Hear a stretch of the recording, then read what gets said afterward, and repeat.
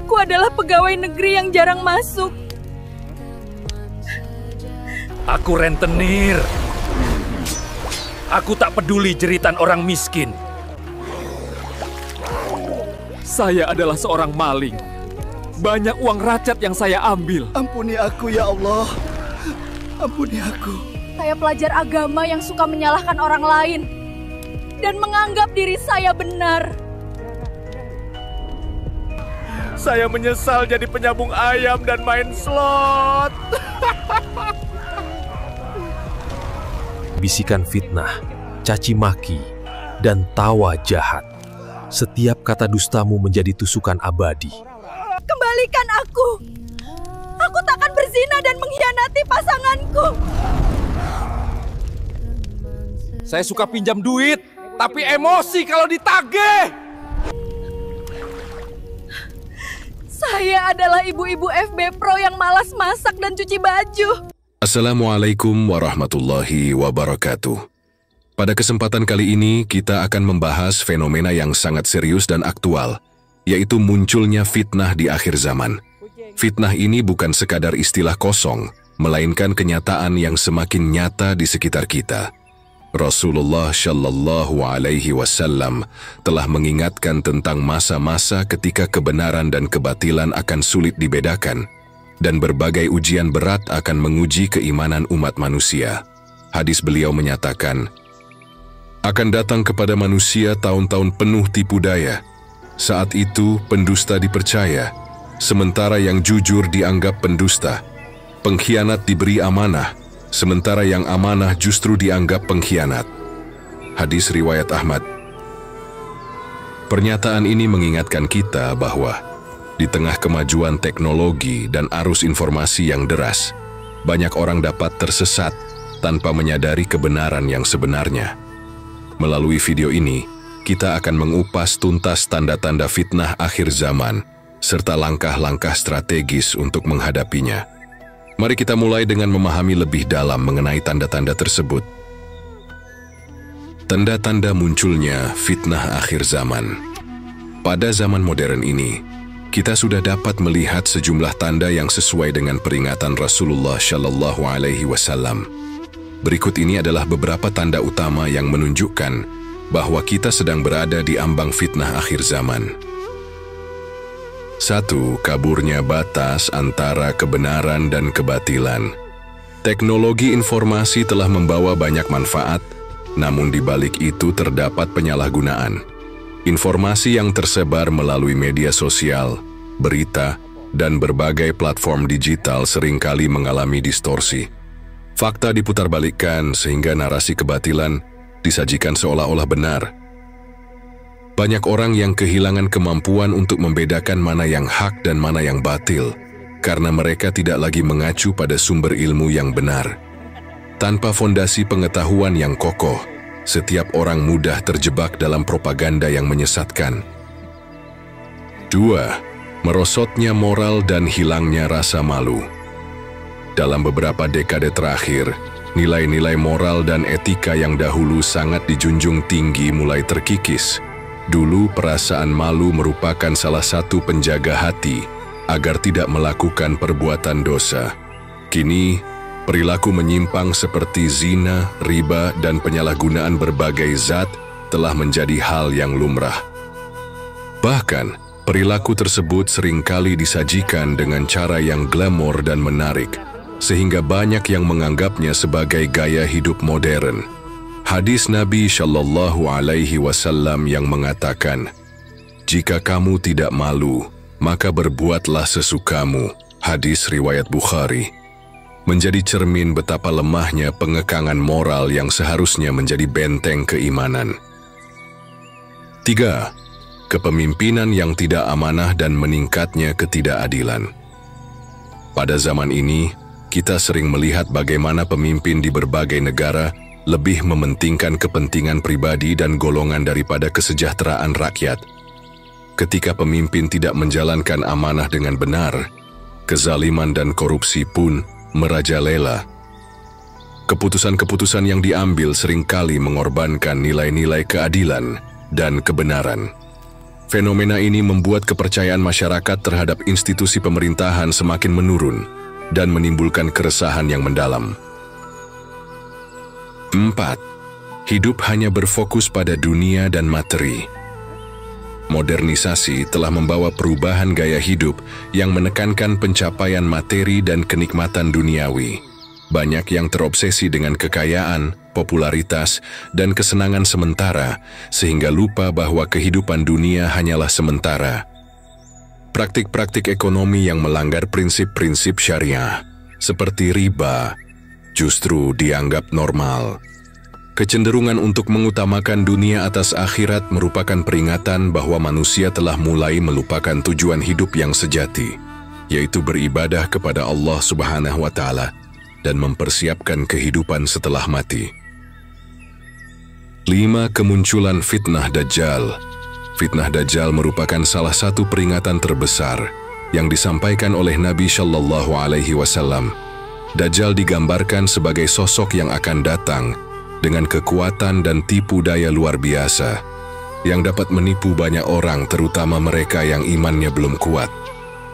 Dalam hadis disebutkan, tidak ada fitnah yang lebih besar sejak penciptaan Adam hingga hari kiamat selain fitnah Dajjal.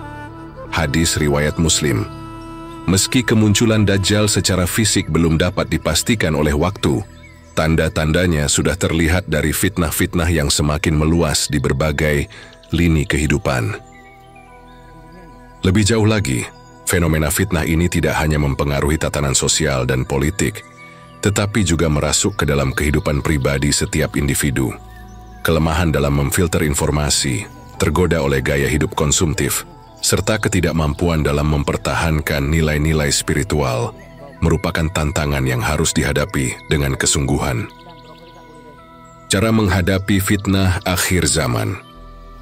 Menghadapi fitnah di akhir zaman membutuhkan persiapan dan kesadaran yang mendalam. Berikut adalah beberapa strategi yang dapat membantu kita tetap teguh di tengah badai fitnah.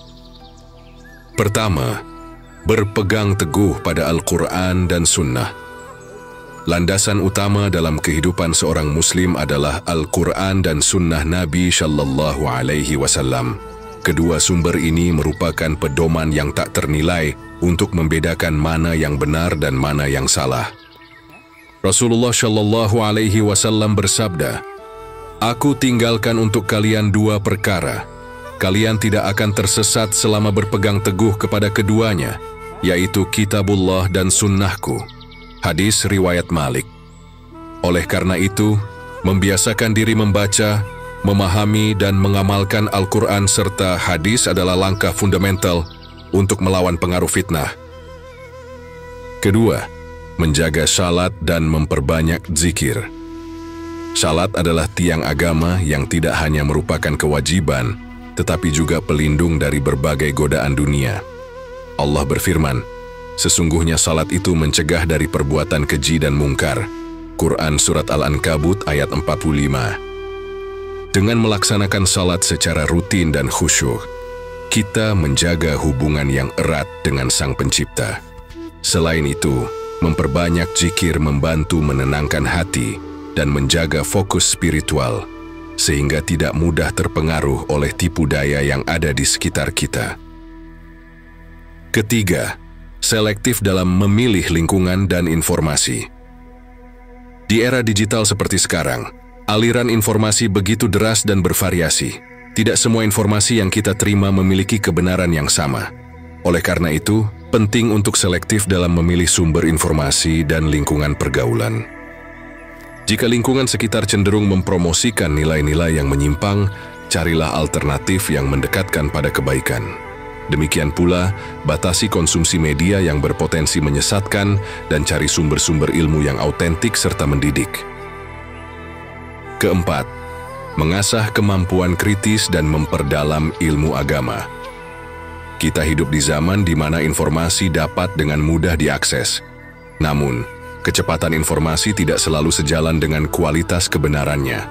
Mengasah kemampuan berpikir kritis dan memperdalam ilmu agama menjadi bekal penting agar tidak terjebak dalam arus kebohongan. belajar dari ulama dan kitab-kitab klasik serta mengikuti kajian-kajian keislaman dapat membantu kita menajamkan pemahaman terhadap ajaran agama. Kelima, bersabar dan konsisten dalam ibadah. Setiap ujian pasti datang bersama dengan kesabaran. Allah berfirman dalam Al-Quran, "Apakah manusia mengira bahwa mereka akan dibiarkan hanya dengan mengatakan, 'Kami telah beriman,' dan mereka tidak diuji?" Quran Surat Al-Ankabut ayat 2. Kunci untuk tetap teguh adalah kesabaran dan konsistensi dalam menjalankan setiap ibadah, meskipun dalam kondisi yang penuh tantangan. Kekuatan spiritual yang diperoleh dari kesabaran dan keikhlasan akan menjadi perisai yang kokoh dalam menghadapi fitnah. Keenam, memperbanyak doa dan memohon perlindungan. Doa adalah senjata orang beriman. Dalam setiap kondisi kita diajarkan untuk senantiasa berkomunikasi dengan Allah, memohon petunjuk dan perlindungan. Salah satu doa penting yang diajarkan oleh Nabi Shallallahu Alaihi Wasallam adalah, "Allahumma inni a'udzubika min fitnati Dajjal." Ya Allah, aku berlindung kepadamu dari fitnah Dajjal. Doa ini mengingatkan kita bahwa pada akhirnya, hanya dengan pertolongan Allah kita dapat menghadapi segala cobaan dan tipu daya dunia. Ketujuh, membangun komunitas yang kuat dan mendukung. Selain usaha pribadi, membangun komunitas yang saling mengingatkan dan mendukung sangat penting. Berada dalam lingkungan yang mendorong peningkatan kualitas iman, seperti mengikuti kajian rutin atau bergabung dengan komunitas keislaman, akan membantu kita tetap berada di jalan yang benar. Diskusi dan saling berbagi pengalaman akan memperkuat keyakinan dan memberikan dukungan moral dalam menghadapi berbagai fitnah. Kita telah mengulas secara mendalam tanda-tanda yang menunjukkan munculnya fitnah di akhir zaman, serta berbagai cara untuk menghadapinya.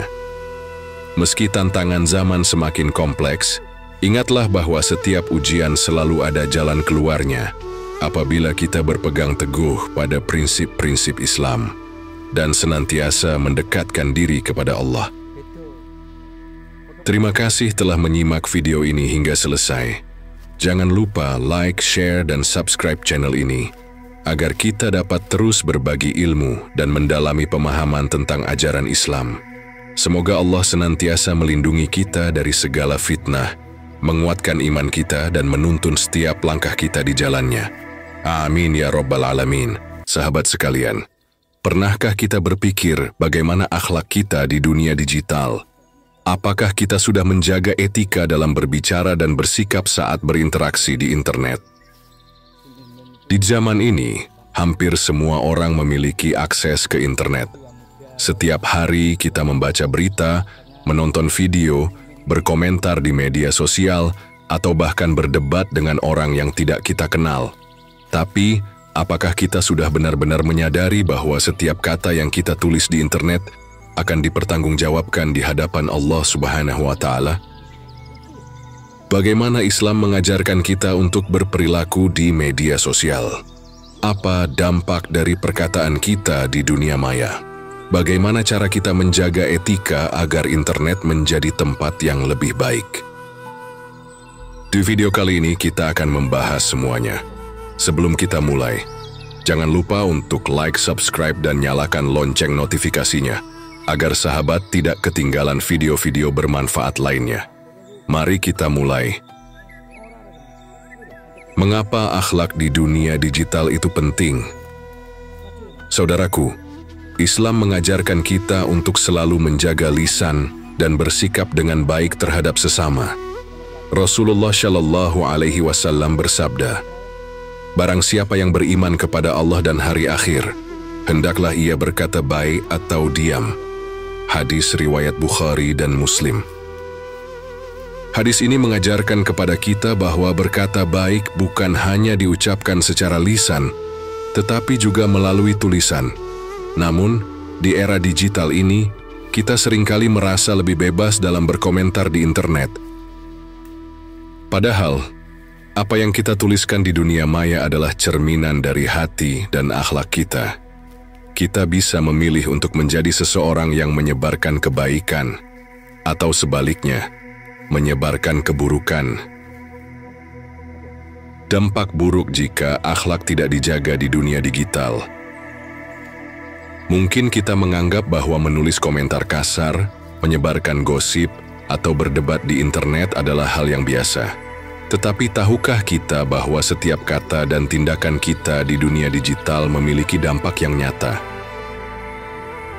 Pertama, bisa menyakiti perasaan orang lain. Tidak semua orang kuat menghadapi komentar negatif. Banyak orang yang mengalami stres, kecemasan, bahkan depresi akibat ujaran kebencian di internet. Sebuah komentar yang kita anggap sepele bisa menjadi luka dalam bagi seseorang. Kedua, menimbulkan permusuhan dan perpecahan. Berdebat di media sosial seringkali tidak menghasilkan solusi, justru memperburuk suasana. Perselisihan kecil bisa berkembang menjadi permusuhan yang lebih besar karena kurangnya kontrol diri dalam berkomunikasi. Ketiga, penyebaran hoaks dan fitnah. Saat kita menyebarkan berita tanpa memeriksa kebenarannya, kita bisa saja menjadi bagian dari rantai penyebaran fitnah. Islam sangat melarang penyebaran berita bohong. Allah berfirman dalam Al-Quran, "Wahai orang-orang yang beriman, jika seseorang fasik datang kepadamu membawa suatu berita, maka telitilah kebenarannya, agar kamu tidak menimpakan musibah kepada suatu kaum tanpa mengetahui keadaannya, yang menyebabkan kamu menyesal atas perbuatanmu itu." Quran Surat Al-Hujurat ayat 6. Keempat, menghilangkan keberkahan dalam hidup. Kata-kata yang kasar, ujaran kebencian, atau menyakiti orang lain bisa membuat hidup kita tidak tenang. Rasulullah Shallallahu Alaihi Wasallam bersabda, "Tidaklah seorang hamba mengucapkan suatu perkataan yang diridhoi oleh Allah, melainkan Allah akan mengangkatnya beberapa derajat. Dan tidaklah seorang hamba mengucapkan suatu perkataan yang dimurkai oleh Allah, melainkan akan menjatuhkannya ke dalam neraka." Hadis riwayat Bukhari. Jika kita sering menebarkan keburukan di internet, bagaimana bisa kita berharap mendapatkan keberkahan dalam hidup? Kelima, menjadi sumber dosa jariyah. Sama seperti kebaikan yang bisa menjadi pahala jariyah, keburukan di dunia digital juga bisa menjadi dosa jariyah. Jika kita menyebarkan berita bohong, fitnah, atau ujaran kebencian, dan hal itu terus menyebar, maka dosa tersebut akan terus mengalir meskipun kita sudah melupakannya. Keenam, merusak nama baik sendiri. Apa yang kita tulis di dunia maya bisa menjadi jejak digital yang sulit dihapus. Orang lain bisa dengan mudah melihat bagaimana kita bersikap di internet, dan hal ini bisa berdampak pada reputasi kita di dunia nyata. Ketujuh, mengurangi kualitas ibadah. Jika hati kita dipenuhi dengan kebencian, dendam, dan permusuhan akibat interaksi di dunia digital, maka ibadah kita bisa terganggu. Solat terasa kurang khusyuk, hati menjadi gelisah, dan hidup terasa tidak tenang. Kedelapan, membuka pintu permusuhan dan dosa besar. Banyak kasus di mana pertikaian di media sosial berlanjut ke dunia nyata. Tidak jarang kita mendengar tentang orang yang bertengkar, saling memfitnah, bahkan berbuat zalim akibat konflik yang awalnya terjadi di dunia maya. Dan kesembilan, menghabiskan waktu dengan sia-sia.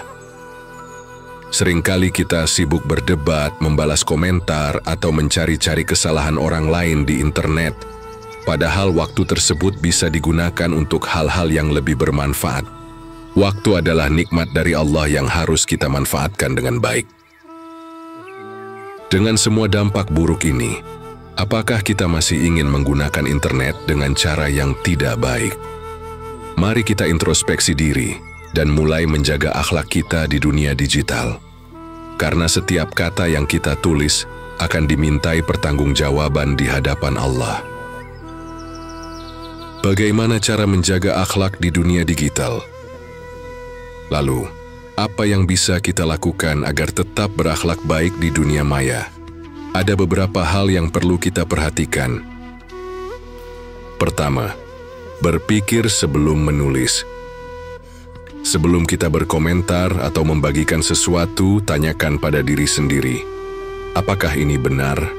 Apakah ini bermanfaat? Apakah ini bisa menyakiti orang lain? Jika jawabannya tidak, lebih baik kita diam atau tidak membagikannya. Kedua, hindari perdebatan yang tidak perlu. Tidak semua perbedaan pendapat harus dijadikan ajang perdebatan. Ada kalanya lebih baik kita menghindari perdebatan yang tidak membawa manfaat. Rasulullah Shallallahu Alaihi Wasallam mengingatkan kita, "Aku menjamin sebuah rumah di surga bagi orang yang meninggalkan perdebatan, meskipun ia benar." Hadis riwayat Abu Daud. Ketiga, jadilah penyebar kebaikan. Jika kita bisa menulis sesuatu, maka tulislah yang bermanfaat. Sebarkan ilmu, motivasi, dan hal-hal positif. Kata-kata yang baik adalah sedekah, sebagaimana sabda Rasulullah Shallallahu Alaihi Wasallam. Perkataan yang baik adalah sedekah. Hadis riwayat Bukhari dan Muslim. Keempat, verifikasi sebelum menyebarkan informasi. Sebelum kita membagikan berita atau informasi, pastikan dulu kebenarannya. Jangan sampai kita ikut menyebarkan hoaks atau fitnah yang bisa merugikan orang lain. Kelima, gunakan media sosial dengan niat yang baik. Niatkan aktivitas digital kita untuk sesuatu yang bermanfaat. Jadikan media sosial sebagai sarana dakwah, menyebarkan kebaikan, dan menjalin silaturahmi. Dan keenam, berdoa agar diberikan lisan yang baik. Salah satu doa yang diajarkan dalam Islam adalah, "Ya Allah, perbaikilah untukku agamaku yang menjadi penjaga urusanku. Perbaikilah untukku duniaku yang menjadi tempat kehidupanku. Dan perbaikilah untukku akhiratku yang menjadi tempat kembaliku." Dengan doa ini, kita memohon agar Allah menjaga lisan dan tulisan kita dari hal-hal yang tidak baik. Saudara-saudaraku yang dirahmati Allah, menjaga akhlak di dunia digital adalah bagian dari menjaga akhlak kita sebagai seorang muslim. Apa yang kita tulis, apa yang kita bagikan, akan dipertanggungjawabkan di hadapan Allah. Marilah kita sama-sama berusaha untuk selalu berkata baik, bersikap sopan, dan menggunakan internet untuk hal-hal yang bermanfaat. Jangan sampai jari jemari kita menjadi saksi atas keburukan yang kita sebarkan di dunia maya. Satu komentar baik bisa mengubah hari seseorang. Satu postingan bermanfaat bisa menginspirasi ribuan orang. Mari kita gunakan dunia digital ini untuk menyebarkan kebaikan. Jika video ini bermanfaat, jangan lupa untuk like, share, dan subscribe. Bagikan video ini kepada keluarga dan teman-teman agar semakin banyak yang menyadari pentingnya menjaga akhlak di dunia digital. Terima kasih telah menyimak sampai akhir. Semoga Allah selalu membimbing kita dalam berkata dan bersikap, baik di dunia nyata maupun di dunia digital. Amin ya Rabbal Alamin. Pernahkah kita merasa hidup ini berjalan terlalu cepat? Bangun tidur, langsung sibuk dengan pekerjaan atau tugas, lalu tiba-tiba hari sudah berakhir. Pikiran penuh dengan beban, hati terasa gelisah, dan hidup seakan hanya tentang mengejar sesuatu yang tidak pernah cukup. Kita dikejar waktu, dikejar target, dan dikejar ekspektasi orang lain. Namun saat semua itu telah kita capai, kenapa hati masih terasa kosong? Sahabat sekalian, jika Anda pernah merasakan hal ini, berarti Anda tidak sendirian. Dunia saat ini bergerak dengan kecepatan luar biasa. Tetapi apakah kita harus ikut berlari tanpa arah? Islam datang dengan jawaban. Islam mengajarkan bagaimana menemukan ketenangan di tengah dunia yang semakin cepat ini. Sebelum kita mulai pembahasan, jangan lupa untuk like, share, dan subscribe channel Islamic Reminder. Semoga pesan ini bisa menyebar dan membawa manfaat bagi lebih banyak orang. Tekan juga tombol lonceng agar tidak ketinggalan video-video penuh hikmah lainnya. Sekarang, mari kita mulai. Dunia yang terus berlari, hati yang semakin gelisah. Dulu dunia tidak seperti ini. Orang-orang lebih menikmati hidup, berkumpul bersama keluarga tanpa terganggu oleh layar gadget, bekerja tanpa tekanan yang berlebihan, dan hidup lebih sederhana. Namun sekarang semuanya serba cepat. Informasi terus mengalir, pekerjaan makin menuntut banyak hal, dan hidup seakan hanya tentang produktivitas tanpa henti. Yang lebih parah, kita sering merasa tertinggal. Melihat orang lain sukses, kita jadi cemas. Melihat orang lain membeli sesuatu yang baru, kita merasa kurang. Melihat orang lain liburan, kita merasa hidup kita membosankan. Inilah yang membuat hati kita gelisah. Kita terlalu fokus pada dunia, padahal dunia ini hanya sementara. Lalu bagaimana caranya agar hati tetap tenang? Pertama, sholat. Waktu istirahat sejati. Sholat adalah hadiah dari Allah Subhanahu wa Ta'ala untuk kita. Di tengah dunia yang penuh kesibukan, sholat adalah waktu istirahat sejati. Bukan hanya untuk tubuh, tetapi juga untuk hati dan pikiran. Pernahkah kita merasa begitu sibuk hingga lupa waktu? Tetapi ketika adzan berkumandang, kita diingatkan bahwa ada sesuatu yang jauh lebih penting dari pekerjaan, target, dan segala urusan dunia, yaitu hubungan kita dengan Allah Subhanahu wa Ta'ala. Salat adalah cara Allah memberi kita momen untuk berhenti sejenak. Ketika kita berdiri menghadap Allah, kita mengosongkan hati dari urusan dunia. Ketika kita ruku, kita merendahkan diri di hadapan Allah. Ketika kita sujud, kita mendekatkan diri sepenuhnya kepadanya. Banyak orang mengeluh bahwa mereka tidak bisa menemukan ketenangan dalam salat. Tapi pertanyaannya, apakah kita benar-benar menghadirkan hati kita saat salat? Jika kita melakukannya dengan penuh kesadaran, maka salat akan menjadi sumber ketenangan terbesar dalam hidup kita. Allah Subhanahu wa Ta'ala berfirman, "Dan mintalah pertolongan dengan sabar dan salat. Sesungguhnya yang demikian itu sungguh berat, kecuali bagi orang-orang yang khusyuk." Quran Surat Al-Baqarah ayat 45. Jadi jika hidup terasa berat, jika hati terasa gelisah, salatlah. Jangan sekadar menjalankan kewajiban, tetapi rasakan setiap gerakannya sebagai bentuk komunikasi dengan Allah Subhanahu wa Ta'ala. Kedua, sabar dan tawakal, melepaskan beban yang tidak perlu. Salah satu penyebab terbesar stres dalam hidup adalah terlalu banyak memikirkan hal yang belum terjadi. Kita takut akan masa depan, kita cemas dengan rezeki, kita khawatir dengan hasil usaha kita. Tetapi pertanyaannya, seberapa sering kekhawatiran kita itu benar-benar terjadi? Seringkali kita menghabiskan waktu memikirkan sesuatu yang belum tentu terjadi.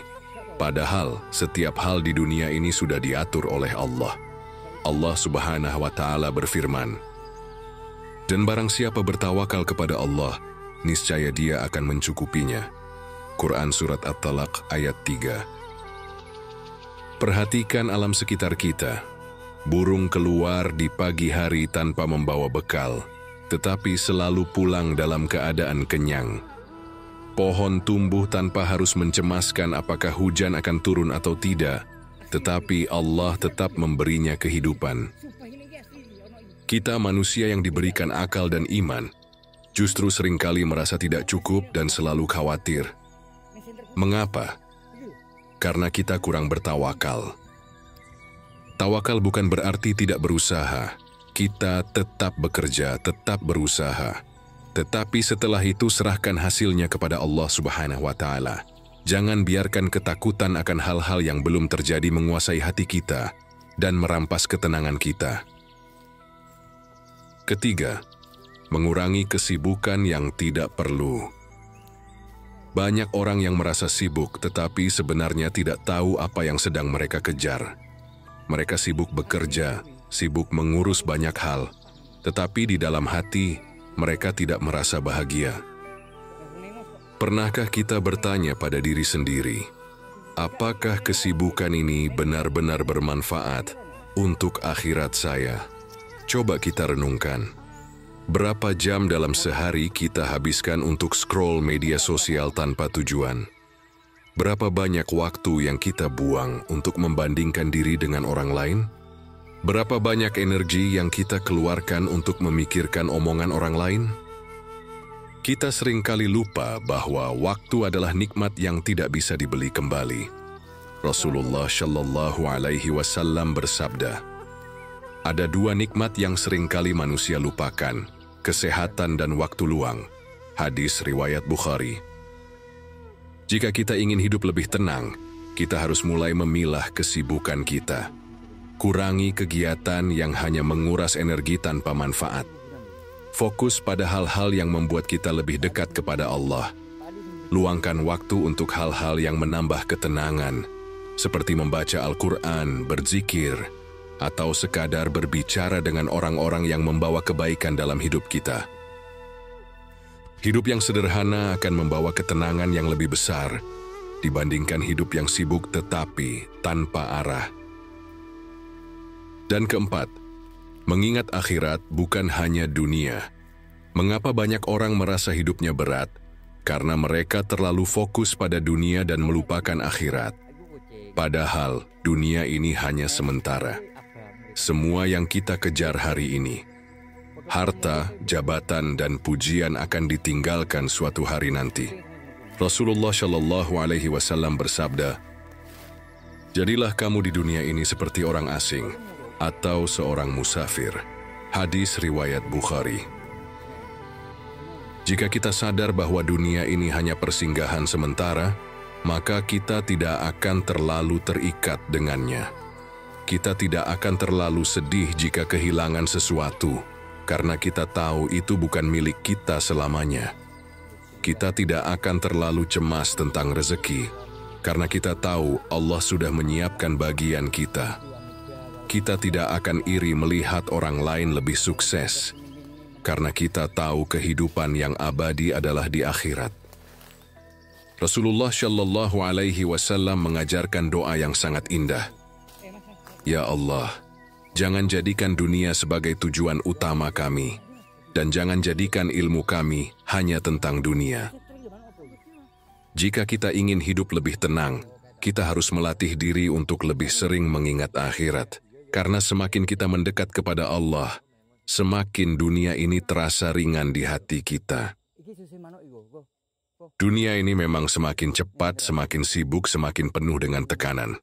Tetapi kita tidak perlu ikut terbawa arus hingga kehilangan ketenangan hati. Islam sudah mengajarkan bagaimana cara hidup yang benar agar kita bisa tetap tenang di tengah hiruk-pikuk dunia. Salat dengan penuh kesadaran, karena itu adalah waktu istirahat bagi hati kita. Bersabar dan bertawakal, karena segala sesuatu sudah diatur oleh Allah. Mengurangi kesibukan yang tidak perlu, agar kita bisa lebih fokus pada hal yang benar-benar penting. Mengingat akhirat lebih dari dunia, agar kita tidak terjebak dalam perlombaan yang tidak ada akhirnya. Hidup ini bukan tentang seberapa cepat kita berlari, tetapi tentang seberapa dekat kita dengan Allah Subhanahu wa Ta'ala. Jangan biarkan dunia yang semakin cepat ini merampas ketenangan hati kita, karena sejatinya ketenangan hanya ada dalam dekatnya kita kepada Allah Subhanahu wa Ta'ala. Saudara-saudaraku yang dirahmati Allah, dunia ini memang bergerak cepat. Tetapi kecepatan dunia bukan alasan untuk kehilangan ketenangan hati. Ambil waktu untuk berhenti sejenak. Dekatkan diri kepada Allah Subhanahu wa Ta'ala. Jangan biarkan hidup kita hanya berisi kesibukan yang tidak bermakna. Hidup ini bukan tentang siapa yang paling cepat, tetapi siapa yang paling tenang dan paling dekat dengan Allah Subhanahu wa Ta'ala.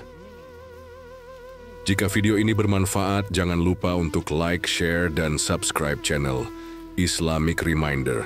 Sebarkan kebaikan ini karena bisa jadi ada satu hati yang berubah karena video ini dan pahala kebaikan itu akan terus mengalir kepada kita semua. Semoga Allah selalu menjaga hati kita dalam ketenangan dan keimanan. Amin ya Rabbal Alamin. Sampai jumpa di video berikutnya. Wassalamualaikum warahmatullahi wabarakatuh. Masa dek goyang kena ngene iki ya kali ya? Hah? Mas Dek. Kayak tapi kucing kok ya kali. Dundi. Ya kan. Ya. Pokoknya lah. Kuning weh. Kirine deh sampean. Iya ya ketok kuning aku. Nah, kayak kucing tapi pokoknya sitok ngoten. Beh, sih Mas. Kok gede Mas? Kucing ora ngono kok. Hah? Kucing ora gede ngono to? Enggak ya, makane ngono iki. Ayo Rono. Ayo. Kucing ora gede. Terus ya. Center terus ya, tak center terus ya. Tutup ini. Undang kucing tapi pinggir rumah. Enggak, ndang wis. Hilang Mas. Oh iya ketok ya. Beh, gak apa-apa. Ora nek kucing kuwi, kucing ora ngono kok. Ora.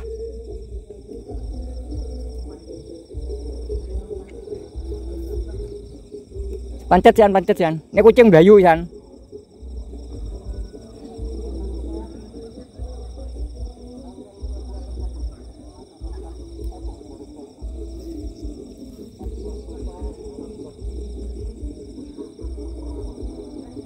Hah?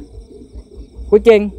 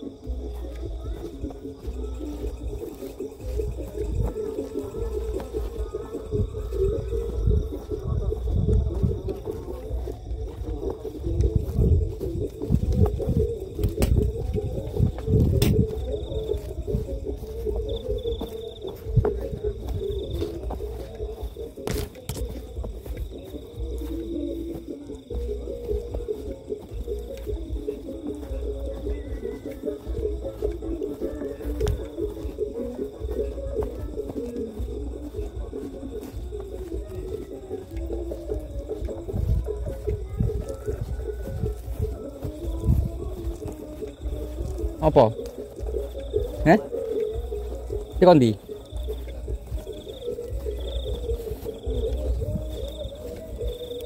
Nama apa, Bi? Abi? Tomat mar tak isi ora silitku kok. Terus anteng ngarep.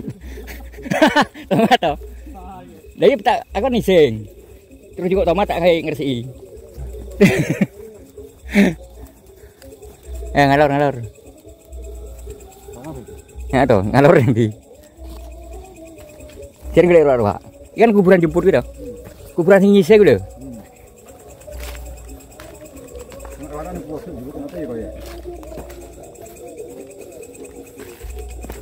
Lah aku lho makune ra. Lah tapi kalau bener lho Mas. Podo aku gatel kabeh kok. Nyelateng. Ben datang lho Mas. Enggak kan apa? Kemangi. Ugut-ugut. Enggak kemangi iki biasa ketemu. Kalau kemangi. Cikuan lho, cikuan mari kan. Enggak ya. Kemangi. Mata nek pacar rebah iki pasti ndak kujong. Ini nek mata nek. Yo iki lho kewan kadang. Ora songko-songko ning dhuwur. Golek ame teko kajen. Balik nek kira ora nek kadang macam kayak lapak. Aku gitu. Roh lu seneng dhewe kan mangane iki temen kowe ora ngalami iki yang alhamdulillah. Ora rasane berjuang sama aku, kowe roh moto tak lu seneng kan. Ya kok iki walah men karena nek kakak langsung di ubedi nyuwatan set di kisir sak iki kena. Memang nek iki karo ngono tindakan iki dari iki kali nyembah harus ketemu. Kayu. Jaga jagung jaga jagung. Hah? Wi jagung wi lor wi. Benom. Mirip Pak Deku wi.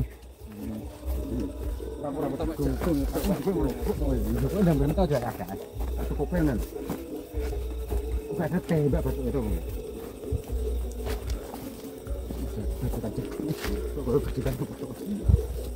kayu itu nembol. Kayu, lonteng. Roti lonteng.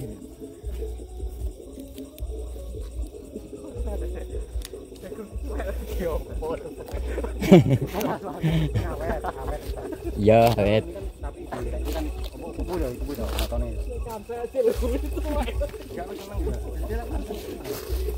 Kemangane ra ngono, yo adem ben kok tak. Tanya lu. Heeh. Memang aku main nok kadang sangatnya enggak lima. Kulo no awai ono. Wis ana iki. Heh?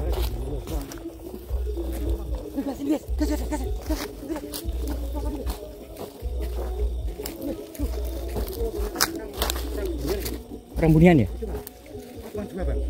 Orang Bunian tuh. Korek.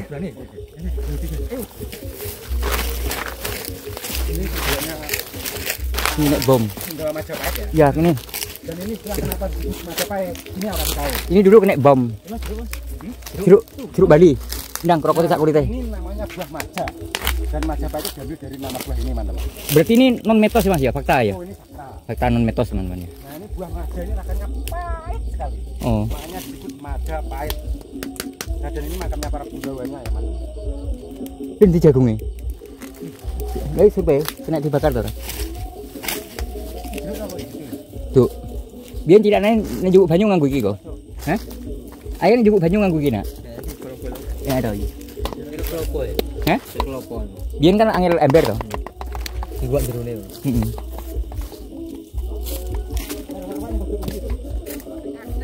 Hah? Piye?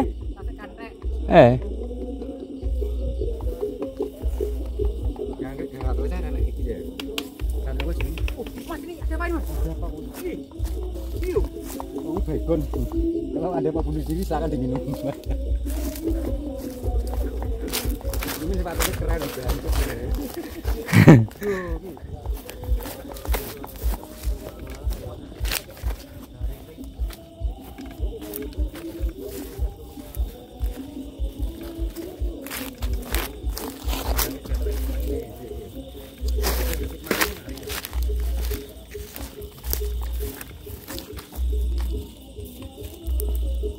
Enggak satupun buruan kunyang yang dapat.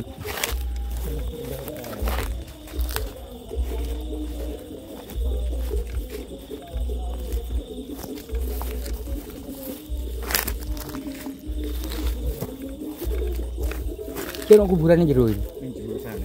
Ono sana.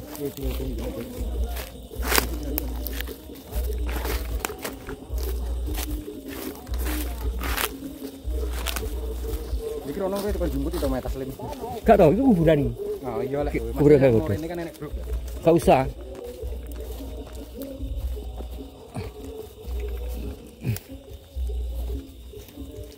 Ngerekam ini nek sangat sih. Sarungan bisa. Cocok koyo. Tunggu jalan. Min lu mau kemana lu Min? Kuyuran tengah malam Min. Ah udah cari hantu kunyang. Cari apa Min? Apa? Kira mas asli nih kuwi. Ini senterku gila. Iki sumpah ini asli iki ono iki. Gila. Demi Allah gila. Ini senterku. Gila. Demi Allah asli nih kuwi macan kuwi. Gila. Ini senterku pas. Gila. Alah, cepetan.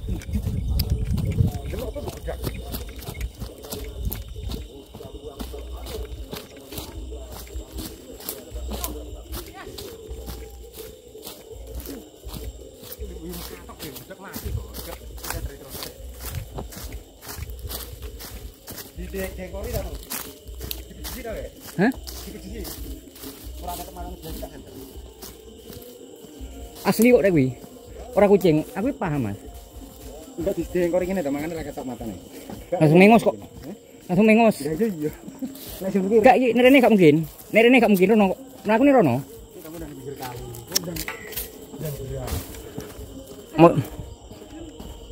Masuk aku ora paham.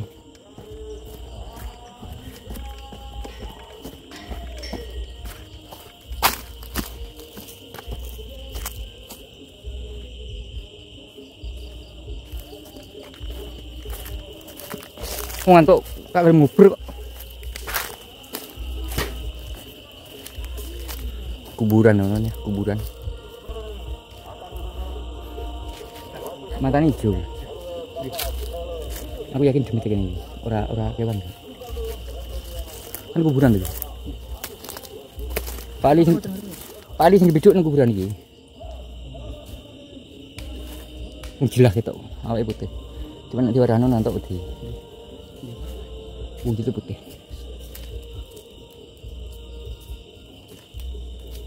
Kok ora gelem gaginan kok.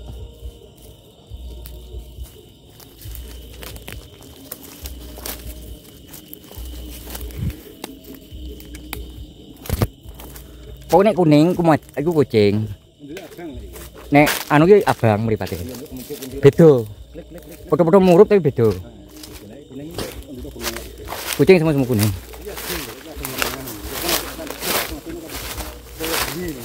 Lah iya murup. Nek kucing kan kuning dah. Kuning toh nek kucing. Heeh. Kuning. Kan ini kasih gimana nyatu.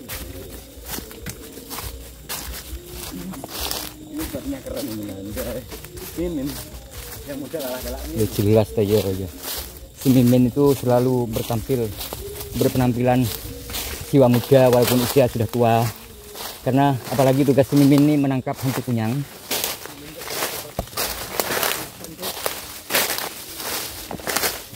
Lewat pinggir sungai. Mas, lihat manuk. Lihat manuk. Iki lho. Iki lho. Ini setri lho manuk apa iki? Iki mana apa iki? Oh, kaito. Sak men gede niku. Gede lho lah. Iya wis katok sik. Ngecek anu uji tembak. Oh, mengon sih. Wis ben. Pas Mas. Yes kalau. Iki susu manuk iku, kok. Iku. Iya, sih. Ning sentra ya iku, kok. Gede lho manuk iki. Ayo tak sentrane. Kak kene. Ora. Ora, dene ku. Anu dengkek wi. Nih sampeyan. Ora kene. Kuwi lho, pancet lho. Ketok man. Ketok. Kira ning sentra kuwi. Maju man, maju. Bola fitur. Ki si manuk anu paling go. Manuk ulat iki lho. Mantung manuk ulat iki. Ning sentra ya? Gitu. Tak godhong iki. Kok tuh, di dhuwur bareng. Manuk nak, coba ya hoyok.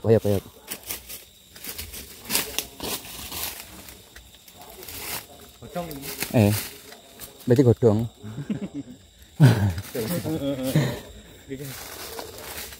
Sak ngono gedhe manuk, penak jare.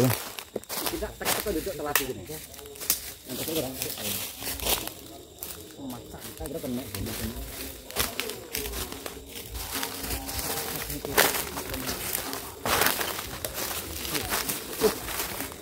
Apa?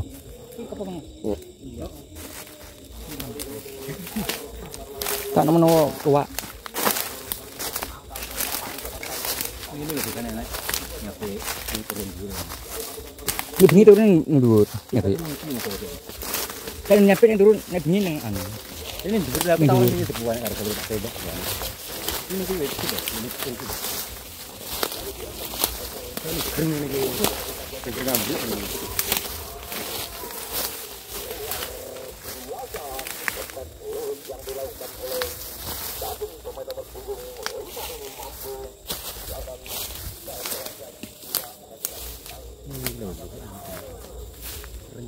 Ini kena sih ya kan mungkin sih. Ini tidak bisa ini lho. Nek awan mudhun. Kan ibni emang munggah, Mas. Ora ono cerita nyampe turun ngisor gak ono ibni. Karena dene kan yen sumpahan.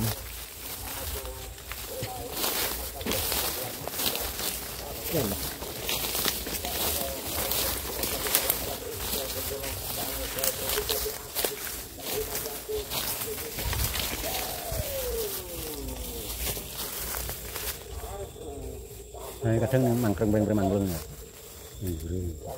Kampus setelah MP3, Mas. Iya. Iki sekarang. Ini cara enak angel Pak.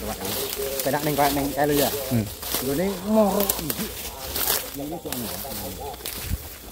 Ini kalau iki.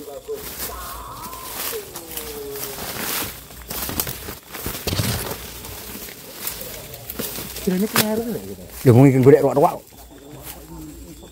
Masuk pemulih iki, Mas. Kiri. Ning senterku. Lah yuk, kamu foto. Lah ngetes tembak. Iya sama. Yo. Tak nek. Dia cepetan. Udah sih. 5 ae lho. Jalan dah malah.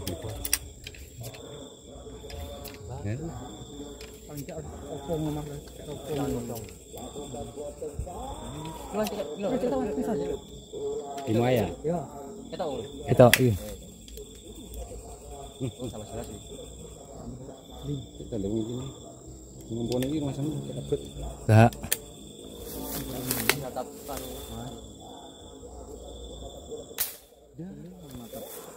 Lek limo gak pasti ya. Kok kene lho, penggunku lho.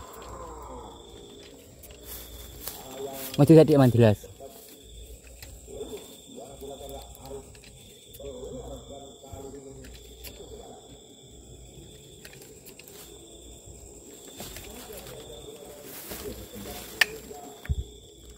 Si Mimin gagal maneng.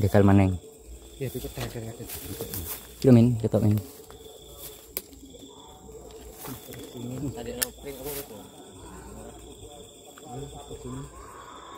Opo. Gak kena lebih kok ora bener. Aduh. Payah guys. Wis selumbo paling tak kore.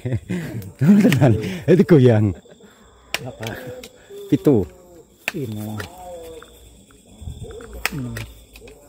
Tangannya sekop pegel iki. Wis pengen Satu kali si Mimin.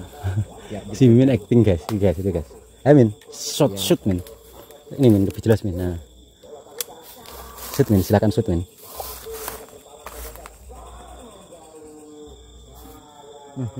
Ya angel dah. Kita enggak guys. Iya, sumi.